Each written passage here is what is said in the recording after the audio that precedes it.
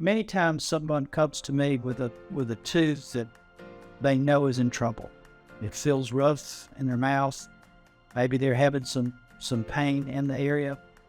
We're going to do an assessment and determine what's happening and what is the possibility that that tooth can be restored.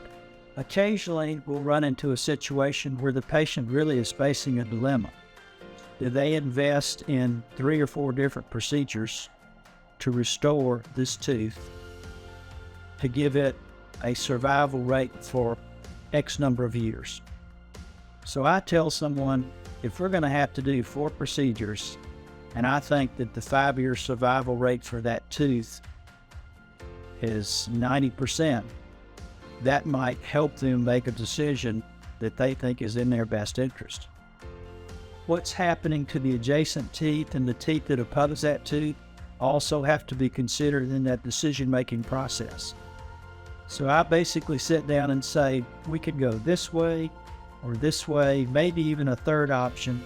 Here are the pros and the cons. And then for wherever that patient is in time, they can pull the lever on which decision is right for them. A lot of people ask me, how long is the crown that we're going to put in the mouth going to last?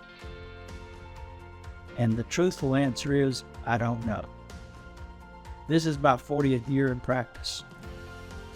I see patients in hygiene recare all the time that have been with me for 35 plus years. There are crowns that I did 35 years ago and still functioning quite well.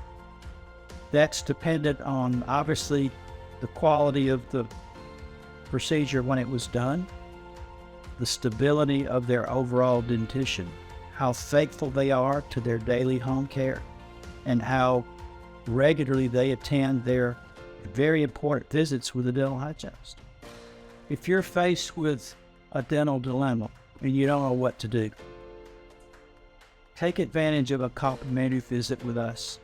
Let us do an assessment to tell you what your options are about how you address your problem and restore your smile.